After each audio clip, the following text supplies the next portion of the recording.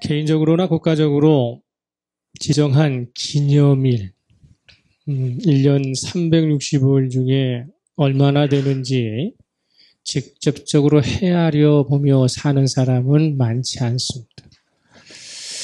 교회의 경우에는 부활절과 같은 공식적인 교회가 기념하는 교회력은 15번입니다.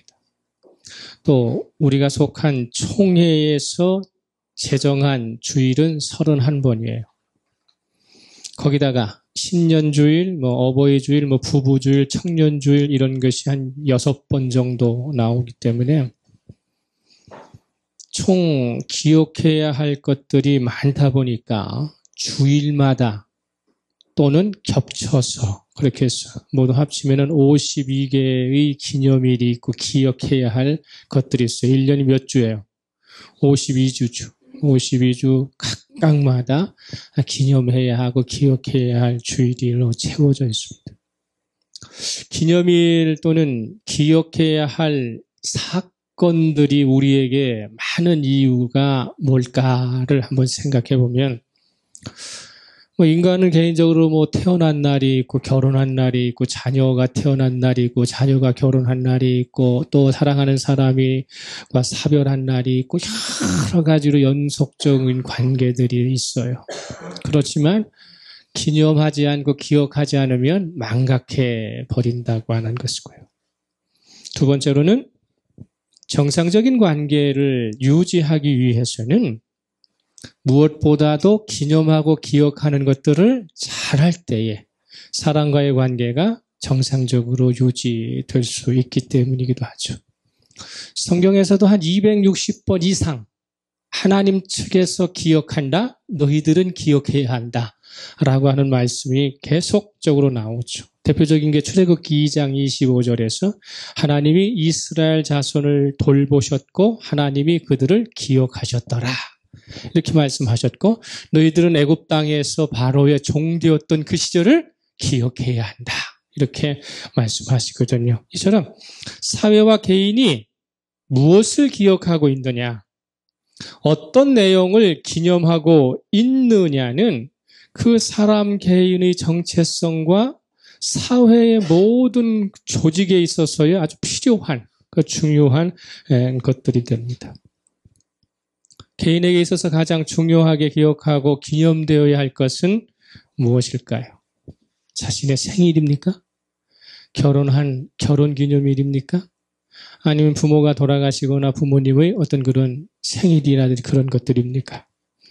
물론 자신이 가장 사랑하고 소중히 여기는 사람과의 만남에 대한 기억들, 기념을 하는 것들은 중요합니다. 그렇지만 성도는 이 세상에서뿐만 아니라 영원히 함께 하실 또 하는 예수님과의 자신과의 진정한 만남이 그날이 언제였던가를 기억하고 그분과 정상적인 관계를 유지하기 위해서 나는 무엇을 기념해야 하고 무엇을 기억해야 할 것인가는 중요한 사건이라는 것이죠. 어떤 사람들은 세례받은 날을 중요시할 수 있습니다. 제가 늘 여러 번 목회하면서 생각하고 말을 하는 게 뭐냐면 당신이 세례받은 날을 기억하고 있습니까? 주님을 만나 내가 예수님을 구주로 고백하고 영접해서 그리스도인으로 진정으로 출발한 그날을 자신이 육체적으로 태어난 생일보다도 귀히 여기지 않는 그런 풍습들이 있고 개개인 사소 간의 만남의 약속들은 중요시 여기면서 대단한 것으로 생각하면서도 주님과의 약속된 만남에 대해서는 경시 여기는 사람들이 많이 있다는 것입니다. 그날을 꼭 기억해야 됩니까? 라고 말하면 대부분의 사람들이 스스로가 예수님을 찾아 나서서 내가 당신의 제자가 되겠습니다. 당신이 나의 구주가 되어주세요라고 말하기도 전에 먼저 찾아오셨고 손 내밀어 주셔서 자녀 삼아 구원해 주셨기 때문에 내가 기억할 것이 아니라 당신이 나를 기억해야 합니다라고 생각할 수도 있죠. 또 주님과는 날마다 영육간으로 동행하고 호흡하는데 굳이 그날을 기억할 필요가 있고 특별하게 기념해야 할 필요가 있겠느냐고 묻는 사람도 있을 수 있습니다. 그러나 중요한 것은요, 기억을 하거나 기억되는 것이 언제나 나에게 좋은 것만 있는 것은 아니라는 것이죠. 세상을 살면서 가슴 아프게 하고 슬픈 사실이 잊혀지지 않는 기억들, 또 사는 만큼 그 아픈 기억들을 가지고 있어야 한다는 것입니다. 사랑했던 사람과의 사별 또는 이별이 그렇지 않습니까? 병으로든 사고로든 사랑하는 사람과 헤어지게 되었다는 것은 하늘이 무너지는 일이죠. 엄청난 충격의 사건입니다. 그러나 더 고통스러운 것은요, 부모가 자식의 생사조차를 알 수 없는 실종된 상태에서 같은 하늘 아래에서 어디서 살고 있는지 모르는 채 사는 그 상황은요, 차라리 죽은 것을 알고 이 사람이 병으로 죽었다는 이유가 있고 사건이라는 이유 때문에 무엇 때문에 뭐 했다라는 것은 알고 있으면 슬픈 기억이지만 참아낼 수 있죠. 그런데 어느 날 갑자기 자식을 잃어버렸어. 실종 상태. 하늘 아래 같이 살고는 있지만 생사조차 알 수 없어. 부모된 입장에서 그 자식을 한시라도 잊을 수 있겠으며 자식된 입장에서 그 부모를 한시라도 경히 여길 수 있겠느냐는 것입니다. 미국의 아동 안전 전문가들이 시험을 했는데 놀랍게도 아이를 잃는데 딱 35초 걸린대요. 길거리에서 35초만 정신이 팍 하고 부모든 아이든 나가버리면 그러면 그건 실종된다. 1분도 아니야. 35초 딴 생각하고 있으면 아이가 잊어버린다는 거예요. 우리나라에도 예외가 아니죠. 경찰청 통계에 의하면 14세 미만의 아동들이 매년 7,000명 정도 실종된대요. 그중에 대부분들은 엄마의 아버지의 가정의 부모로 돌아오지만 한 5% 정도는 대부분 돌아오지만 5% 정도는 돌아오지 못한다고 그래요. 2013년도에는 실종됐다가 집에 들어오지 못한 아이들이 통계적으로만 그래요. 203명이에요. 그런데 2014년에는 490명으로 늘었어요. 과학은 발달됐고 안보적이고 모든 조직들이 활성화되고 어린아이 손에 손에 휴대폰이 다 쥐어져 있어도 1년에 약 한 500명 정도는 영영이 살아있으면서도 그 부모와 이별을 하게 되는 것입니다. 아동의 단순한 실종은 그렇다 치고 스스로 가출하는 청소년의 수에 비하면 실종되는 것은 조족지혈에 불과해요. 한 해 청소년들이 가정을 버리고 가출하는 수가 몇 명 정도라고 생각하세요? 통계적으로 20만 명이래요. 2만 명이 아니라 20만 명이 14세 이상 된 청소년들이 엄마 아버지 품을 떠나서 스스로 가출을 결정한다고 하는 것입니다. 물론 자식이 항상 내 눈앞에 있다고 해서 다 좋은 것이다 라고는 말할 수 없지만 그러나 보호받아야 하고 제대로 양육받아야 할 청소년 상태에 있는 아이들이 한 해 20만 명 가정을 가출을 해버린다면 우리가 살고 있는 이 사회와 우리가 꾸려가고 있는 이 가정이 정상적이라고는 말할 수 없다는 것입니다. 천륜으로 맺어진 관계가 하루아침에 산산조각 나서 인생이 틀어지게 되는 것입니다. 조그만 구멍이 큰 저수지를 무너뜨리는 한 단초가 되듯이 가출 상태에 있고 부모와의 관계와 여러 가지 관계가 조각나게 되는 이유는 한 번에 큰 사건이 일어나는 것이 아니라 자그마한 것들이 쌓이고 회복되지 못하기 때문입니다. 기억해야 될 것을 망각했기 때문이고요. 정상적인 관계를 유지하기 위한 부모로서의 노력과 자식으로서의 노력이 부족했기 때문에 천륜으로 맺어줬음에도 불구하고 이들은 남남보다도 못한 불행을 안고 살게 된다고 하는 사실입니다. 며칠 전에 접하게 된 소식은 저에게 매우 충격적인 소식이 하나 있었습니다. 서세원, 서정희라는 부부의 동향에 관한 뉴스였었어요.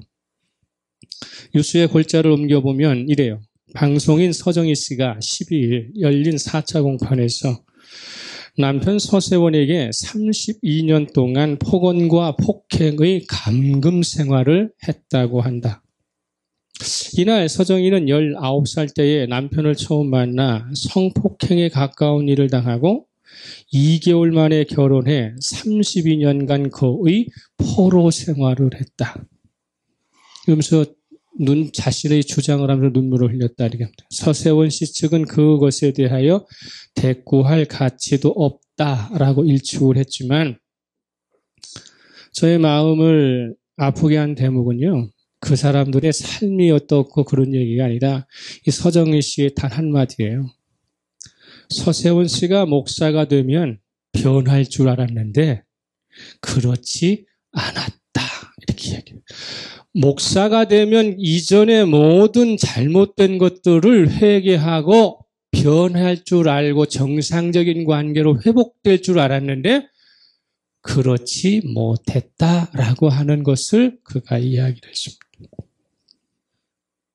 예수님과의 만남은 성도에게는 이전과는 달라져야 하는 당연한 것들, 소위 기대되는 것들이 반드시 변해야 하고 지켜져야 할 것들이 지켜지는 그런 상태로 전환되어야 한다는 것을 말합니다. 가정윤리의 덕목 중에 삼강오륜이라고 하는 덕목이 있습니다. 삼강은 군위신강, 부위자강, 부위부강이라는 말인데 임금과 신하와 어버이와 자식, 남편과 아내 사이에는 마땅히 지켜야 할 도리가 있다는 것입니다. 그 오륜은 부자여친, 군신유의, 부부유별, 장유서, 풍우유신의 덕목이 있는데 그 중에서도 가장 중요한 것은 부자유친의 덕목이고 그 다음으로 중요한 것은 부부유별의 덕목입니다. 부모와 자식 사이는 사람이 태어나서 가장 먼저 맺는 인간관계이기 때문에 이 세상에서 그 누구보다도 가장 친한 관계여야 한다는 것입니다. 왜냐하면 이 관계는 천륜이기 때문이죠. 마음대로 부모를 선택하거나 자식을 선택해서 인연으로 만들어낸 것이 아니라 누구든지 선택하거나 절대적으로 바꿀 수 없이 하늘에서 결정해 준 것이기 때문에 부자유친, 부모와 자식 간에는 친함이 반드시 있어야 한다는 것이라는 것이죠. 부부유별은 어때요? 남남으로 만났지만 살면서 혈육보다도 더 가깝게 지내야 하는 관계이기 때문에 부모 자식 간보다도 더 도리를 지켜야 핏줄이 다르기 때문에 남남이었기 때문에 남남인 사람이 한 가정에서 가족을 이루어가는 기초이기 때문에 부부는 유별해야 한다는 것입니다. 여기서 유별이라고 하는 말은 뭐냐면 분별함이 있어야 한다는 거예요. 남자와 여자에게는 분별이 있어야 한다. 남편과 아내에게는 분별이 있어야 한다는 것이지. 이 분별은 뭔가 본분에서 온다는 거예요. 남자가 남편이 되면은 본분이 있다. 마땅히 해야 할 일이 있고 여자가 아내가 되면 마땅히 해야 할 본분이 있다라는 것입니다. 그래서 이것을 어떻게 합니까? 잘 따져서 그것을 침범하지 않고 잘 지켜가서 깨지 않고 존속시키면서도 건강한 모범이 되어야 하는 것이다. 이것이 삼강오륜이죠. 부자유친과 부부유별이 덕목이 중요한 것은요. 성경에서도 마찬가지예요. 성경에서도 하나님과 우리의 관계를 설명할 때에 부자의 관계를 이야기하거든요. 그런 다음에 또 한편으로는 교회를, 성도가 모인 교회와 주님의 관계를 부부의 관계로 말해요. 그래서 교회를 뭐라 합니까? 주님의 신부다. 근데 이 주님의 신부는 어떻게 된다? 하얀 옷을 입고 깨끗하게 기다려야 한다라고 하는 얘기가 있죠. 고린도후서 6장 18절에 너희에게 아버지가 되고 너희는 내게 자녀가 되리라 전능하신 주의 말씀이니라 하셨느니라. 할렐루야. 내가 너희의 아버지가 되고 너희는 나의 자녀가 되는 것은 이것은 전능하신 주님의 말씀이다. 이렇게 말하고 있고요. 또 고린도후서 11장 2절에 가면 사도 바울이 교회를 향해서 이렇게 얘기해요. 내가 하나님의 열심으로 너희를 위하여 열심을 내노니 내가 너희를 정결한 처녀로 한 남편인 그리스도께 드리려고 중매함이더라. 순결한 신부, 정결한 신부로 주님과 부부관계를 맺어서 영원한 삶을 살게 하려고 나는 복음주의, 복음전도자로서 너희를 주님께 중매하는 사람이다. 이렇게 말합니다. 즉, 복음전도자는 뭐 하는 사람이다? 중매 맺어주는 사람. 부부관계 맺어주는 사람. 뭐, 속담했잖아요. 뭐, 중매를 잘하면 뭐가 뭐고, 못하면 뭐가 뭐라는 말이 있잖아요. 그죠? 저와 여러분이 예수 그리스도를 세상을 향하여 중매했을 때에 정말로 내가 당신 때문에 행복한 삶을 살고 있습니다라고 하는 칭찬과 뭐 술이 석 잔이든 뭐 양복이 한 벌이든 뭐든 그걸 받고 있습니까? 아니면 그냥 뺨따기 맞고 있어요. 내가 당신 때문에 예수 만나가지고 말이지. 응? 이런 삶을 살고 있는가를 우리는 생각해야 해요. 하나님과 성도의 관계는 천륜이라고 한다는 것이죠. 왜 천륜이에요? 이것은 인간이 결정하는 것이 아니라 하나님이 하늘에서 결정한 것이기 때문이라는 거예요. 천륜은 하나님이 결정하셨다는 거예요. 창조주가 결정하셨다는 거예요. 저와 여러분 그리스도인 된 거 천륜이에요. 하나님이 결정하신 거예요. 내가 선택하고 내가 따르기로 다짐해서 주님께서 어거지로 맺어주신 것이 아니라는 것이죠. 부부의 관계도 마찬가지죠. 선택할 수 있었던 모든 상황과 정황은 사람의 힘으로 결정된 거 아니야. 어떻게 결혼하셨습니까? 우리 연애 결혼했지. 내가 좋아해서 쫓아다녔어. 뭐해서 결혼했어. 그렇게 만나게 된 그 과정과 상황과 정황이 자기의 의도대로 되었느냐는 것입니다. 저는 제 아내를 교회에서 만났어요. 아무것도 모르는 벌거벗은이 청년이 와서 청년부 회장이 교리 가르쳐주다가 눈 맞아서 결혼했거든요. 그 교회에 누가 글을 보냈는가 하는 거예요. 내가 그 교회에 데려다 놓고 가르쳤어요? 아니잖아요.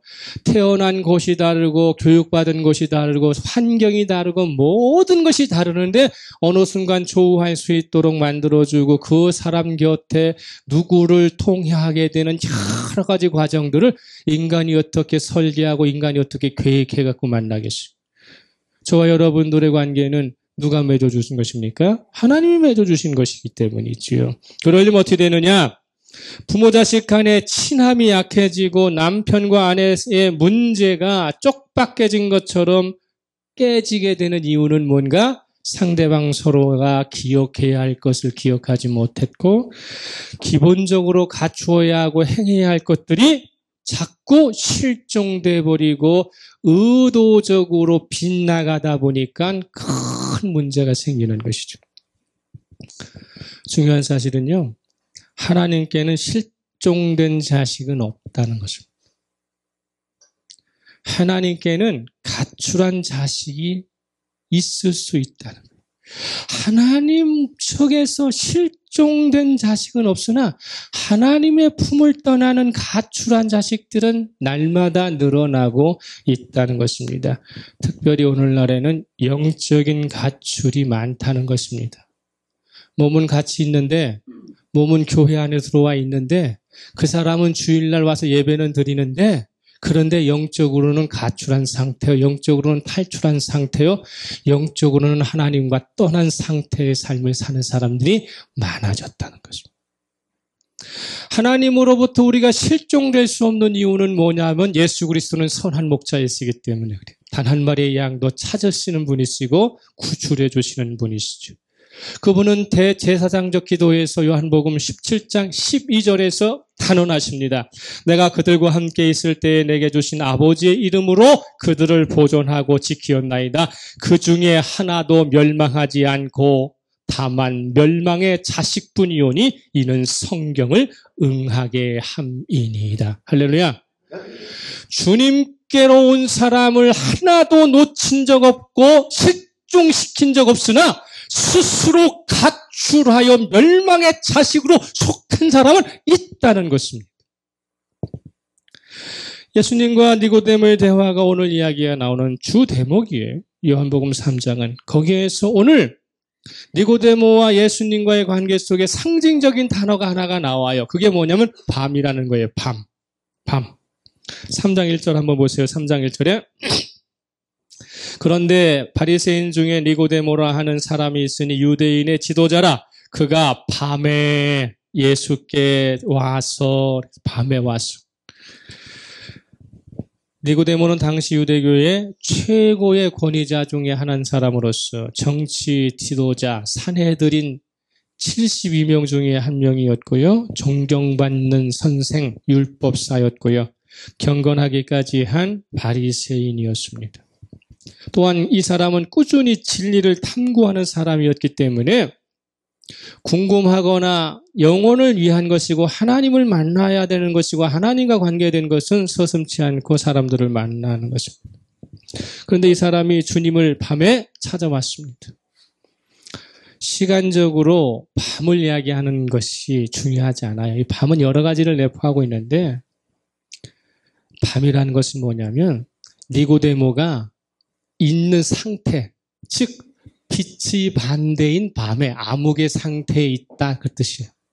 성경이 말하고자 하는 것은 시간적으로 해 지르고 어두운 캄캄한 밤에 예수님을 찾아왔다는 그 의미보다도 니고데모가 처한 상황은 암흑의 상태였다. 밤에 있었다. 그런 뜻입니다. 세상적으로 부족할 것 없는 산헤드린의 공회원이요 율법사요 정치가요 지도자요 존경받는 경건한 바리새인을 성경은 그러나 그는 밤에 있었다. 그러나 그의 상태는 암흑 상태였다. 이렇게 이야기하는 것입니다. 반면에 예수님께서는 요한복음 8장 12절에서 나는 암흑에 있는 사람이 아니야. 뭐라고 말씀하시느냐면 나는 세상의 빛이니 나를 따르는 자는 어둠에 다니지 아니하고 생명의 빛을 얻으리라. 할렐루야. 나는 어둠을 밝혀주는 빛이야. 그런데 니고데모는 암흑의 상태에 있었어. 암흑이 지금 무엇과 만나고 있어요? 빛과 만나는 거예요. 밤이 빛을 만나면 환해지는 것입니다. 드러나는 것입니다. 주님은 밤과 같은 암흑의 상태를 환하게 비춰주시는 빛이시라는 것입니다. 니고데모는 밤의 상태에서 빛으로 나온 존재였습니다. 대단한 용기가 선행하지 않으면 이러한 결단이 나올 수가 없어요. 예수 만나는 것은 결단이 필요하고 예수 만나는 것은 그 전에 자기가 가지고 있었던 기득권을 어떨 때는 모두 다 내려놓든 어떨 때는 일부 내려놓든 내려놔야 주님 만날 수 있는 것입니다. 문제는 뭐냐면 빛에 속하였으나 밤으로 돌아간 사람이 종종 있기 때문이죠. 특별히 가룟 유다가 낮에 있었고 빛 곁에 있었다가 밤으로 돌아가잖아요. 왜 그럴까요? 자신이 가지고 있는 욕심을 주체하지 못했기 때문에 빛에 있으면 빛 가까이 있으면 그 욕심이 자꾸 드러나기 때문에 그 욕심을 숨기기 위하여서 밤으로 숨어버리는 것이죠. 요한복음 13장 30절 말씀. 유다가 그 조각을 받고 곧 나가니 밤이러라. 밤은 자신을 감추기가 쉬워요. 그죠? 형체를 감추기가 쉬워요. 자신의 삶이 암흑 상태에 있으면 자신을 숨기기가 쉬워요. 암흑 상태에 있는 사람의 특징이 뭐냐면 자기 얘기는 하지 않고 남 얘기 많이 하는 사람들이에요. 이게 암흑 상태에 있는 사람들의 차이. 니고데모가 주님 찾아와서 우리들이 이러저런 것들 알아보니까 당신은 하늘로서 보낸 선생입니다. 얘기해. 주님 제가 어떤 사람이냐면요 라고 말하지 않아요. 기억하십시오. 자기 말하지 않고 자기 형편 이야기하지 않고 남 이야기하고 남 형편 이야기하는 사람은 그 사람은 암흑에 있기 때문입니다. 암흑은 빛이 들어가지 않으면 절대로 환해질 수 없고 그 빛이 없으면 그는 여전히 구원받을 수 없어. 니고데모는 자신이 암흑에 있었기 때문에 예수 만나서 그 암흑 속에서 생겨난 여러 가지 더럽고 추잡한 것들을 다 빛을 통하여 씻어내고 닦아내고 잘라내서 버리는 것입니다. 그러나 가룟 유다는 욕심 때문에 자신의 것을 숨겨야 하기 때문에 예수의 곁에 더 이상 있지 못하고 조각받아가지고 밤으로 숨어버리는 것입니다. 저와 여러분은 밤의 상태가 아닌 빛의 상태가 되기를 그리스도 이름으로 축복합니다. 니고데모의 밤의 상태는 주님과 말이 통하지 않아요. 암흑 상태에 있는 사람은 절대로 주님과 말이 통할 수 없어요. 그래서 그는 매우 유식한 말로 하나님 나라 들어가는 방법을 묻고 계시지만 주님께서는 그에게 네가 묻는 질문은 인간적으로는 방법이 없다라고 말씀하세요. 너의 삶은 인간적으로는 해결될 수 없어. 그러면서 사람이 거듭나지 아니하면 하나님 나라를 볼 수 없느니라. 사람이 거듭나지 아니하면 하나님의 나라에 들어갈 수 없느니라. 들어가는 방법을 말씀하시는 것이 아니라 너의 상태를 말하는 거예요. 나의 상태가 변하지 않고는 방법이 생기지 않는 거예요.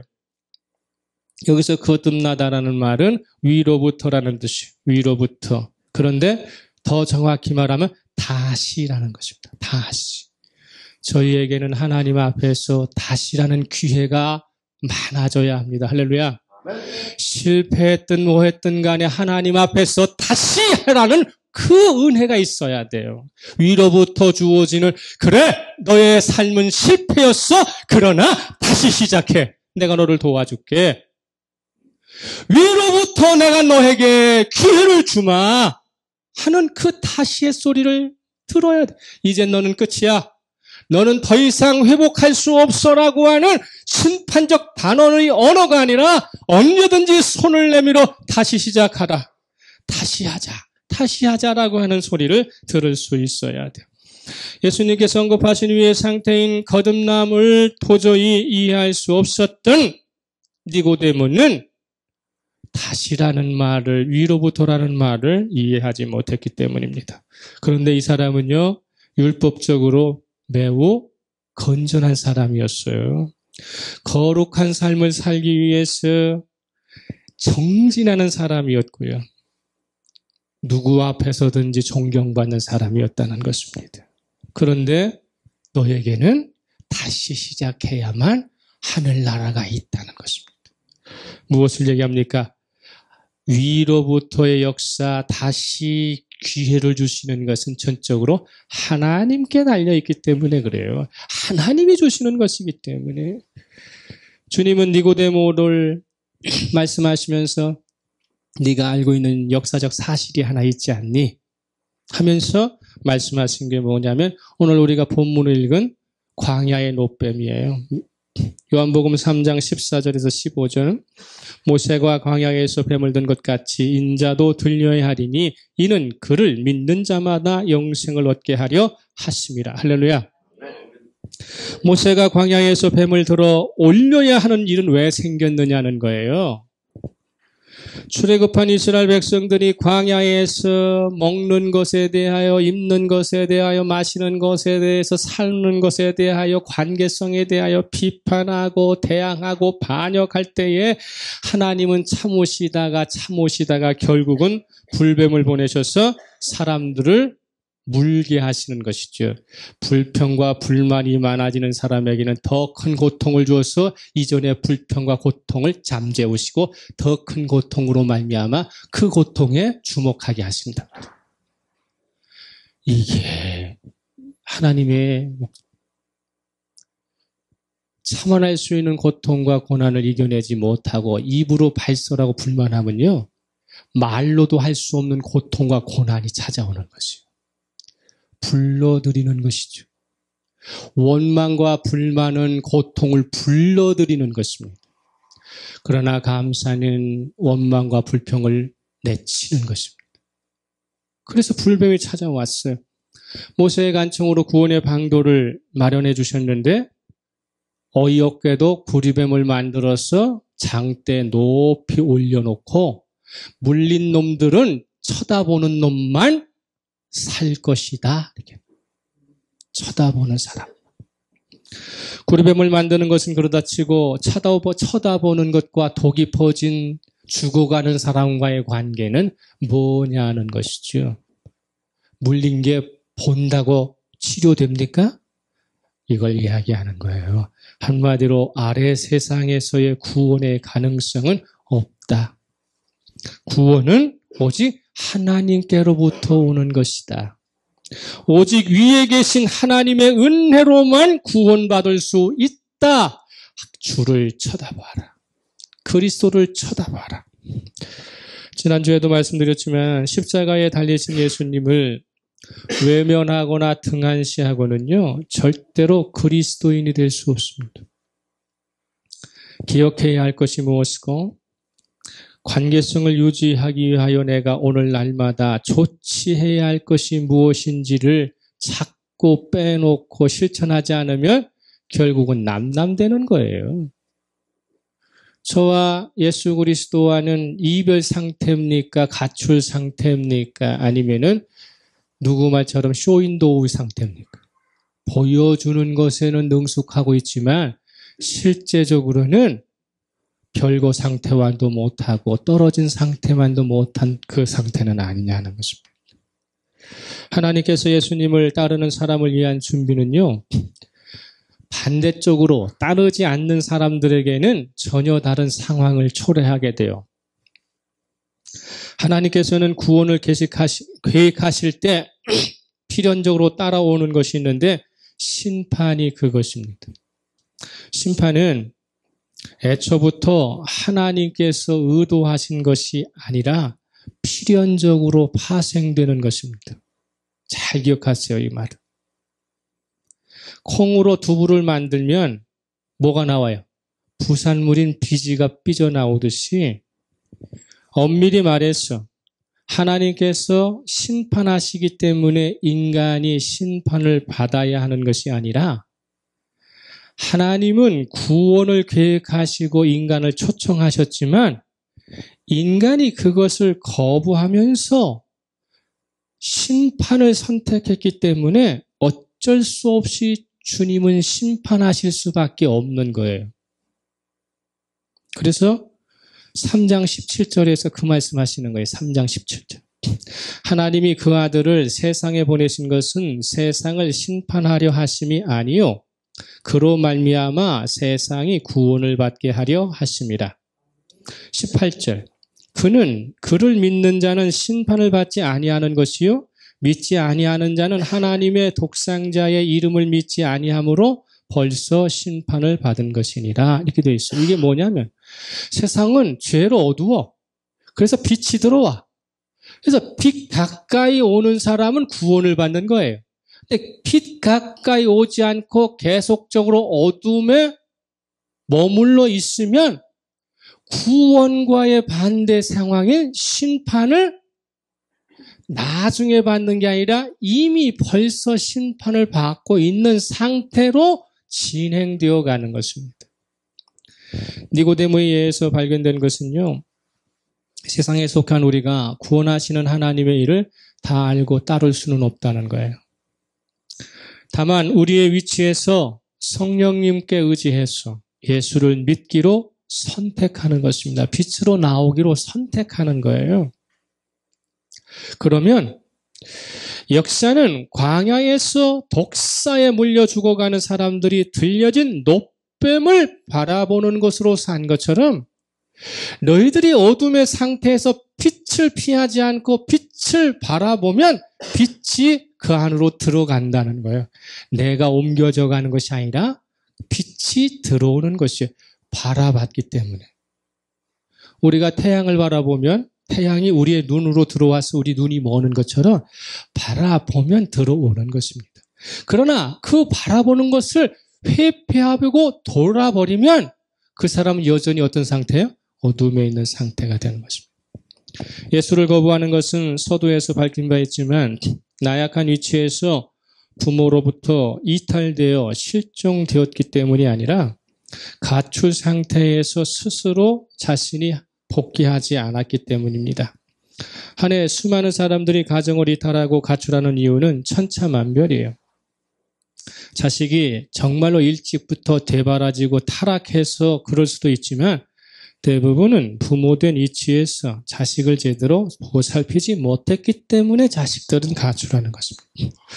그러나 하나님으로부터의 영적인 가출은 전적으로 자식되고 아내된 자가 하나님이 행하신 일을 기억하지 않을 뿐 아니라 그와의 관계를 소홀히 하면서 스스로 가정을 파괴했기 때문입니다.